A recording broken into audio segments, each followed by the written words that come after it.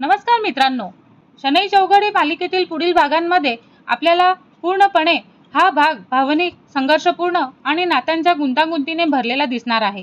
आशावरी आणि गौतम यांचे प्रेम एक अशा टप्प्यावरती आलेला आहे जिथे फक्त प्रेम पुरेसं नाही, तर कुटुंबियांचा अहंकार, सामाजिक प्रतिष्ठा आणि गैरसमज हे सगळंच त्यांच्या नात्यांमध्ये भिंत बनून उभी राहिलेली आहे.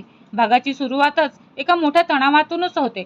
दोन्ही कुटुंबांमध्ये आशावरी आणि गौतमच्या लग्नावरती चर्चा सुरू असते, पण ही चर्चा शांत नसते, तर त्यात राग, अहंकार आणि वर्चस्वाची भावना स्पष्ट दिसत असते. अचानकच एक अशी अट समोर ठेवली जाते जी सगळ्यांना धक्का देते. आशावरीच्या घरातून स्पष्ट सांगितलं जातं की जर हे लग्न मान्य करायचं असेल तर आशावरीच्या आईने गौतमच्या आईच्या पाया पडावे लागतील आणि ही योजना फक्त तेजस्विनीच आहे आणि तेजस्विनीनेच हेच योजना सांगितलेली असते. हे झालं तरच हे लग्न होऊ शकेल अशी स्पष्ट अट तिने घातलेली असते. हे ऐकून क्षणातच सगळं वातावरण बदलून जातं. गौतमच्या चेहऱ्यावरती राग आणि अपमानाची भावना दिसते. तो स्वतःला रोखू शकत नाही आणि आईच्या विरोधात जाऊन तो जोरात म्हणत असतो का हे लग्न आहे का अपमानाची लढाई. आई, प्रेमासाठी कुणीही कोणाच्या पाया पडाव्यात असं मला वाटत नाही.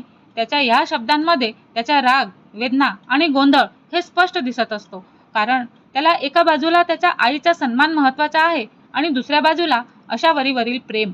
तर आशावरी मात्र पूर्णपणे भावनिक अवस्थेत जाते आणि तिच्या डोळ्यामध्ये अश्रू येतात आणि ती स्वतःला सावरत म्हणत असते की मी गौतम शिवाय जगू शकत नाही, पण माझ्या आईचा अपमानही मी सहन करू शकत नाही.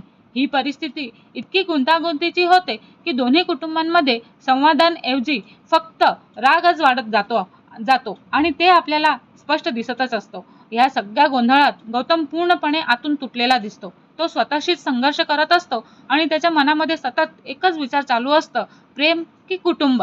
तो रागाने म्हणतो का मी आशावरीवरती मनापासून प्रेम करतो, पण माझा आईचा अपमान मी कधीच सहन करू शकत नाही. त्याच वेळी जय या संपूर्ण परिस्थितीत एक समतोल साधण्याचा प्रयत्न करताना आपल्याला दिसत असतो. तो भावनिक न होता परिस्थिती समजून घेण्याचा प्रयत्न करतो आणि दोन्ही बाजूंना शांत करण्याचा प्रयत्न करतो. जय शांत आवाजात म्हणत असतो, आपण भावनांमध्ये वाहून गेलो तर काहीच सुटणार नाही आणि काहीच उरणार नाही. एकदा शांतपणे विचार करूयात का.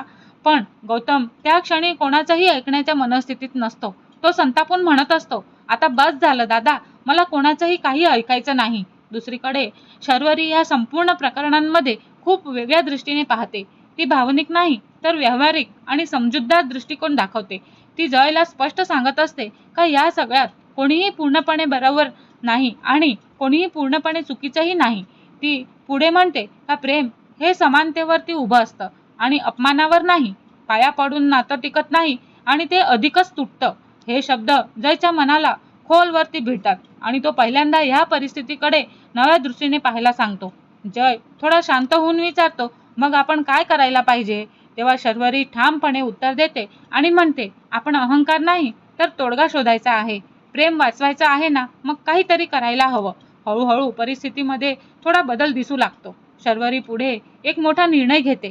ती ठरवते का ती स्वतः तेजस्विनीची माफी मागायला तयार आहे, पण तिचा उद्देश स्वतःला कमी दाखवणे नाही तर दोन कुटुंबांमधील भिंत तोडणे आहे. ती भावनिक पण ठाम आवाजात म्हणत असते, जर माझ्या एका माफीने दोघं घर पुन्हा जोडले गेले तर मी हे करायला तयार आहे.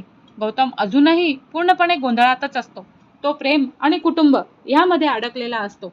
त्याला कोणता निर्णय योग्य आहे हेच समजत नाही. तो स्वतःशीच शांतपणे विचार करत असतो आणि म्हणतो की जय, प्रेमासाठी मला माझं घर, माझं कुटुंब दुखावं लागलं तर मी काय निवडू. तेव्हा हा संपूर्ण भागामध्ये प्रत्येक पात्र एका भावनिक संघर्षातून जात असतं. कोणी प्रेमासाठी लढतंय तर कोणी कुटुंबासाठी लढतंय आणि कोणी दोघांमध्ये समतोल साधण्याचा प्रयत्न करतंय. आणि मान अपमानाची ही लढाई शेवटी कथा एका मोठ्या प्रश्नावरती थांबते. या संघर्षातून प्रेम जिंकेल का अहंकार. आणि ह्याच प्रचंड सस्पेन्सवरती हा भाग इथेच संपतो. आणि पुढील सस्पेन्स बघण्यासाठी आमच्या चॅनलला लाईक, शेअर आणि सबस्क्राईब करायला विसरू नका. धन्यवाद.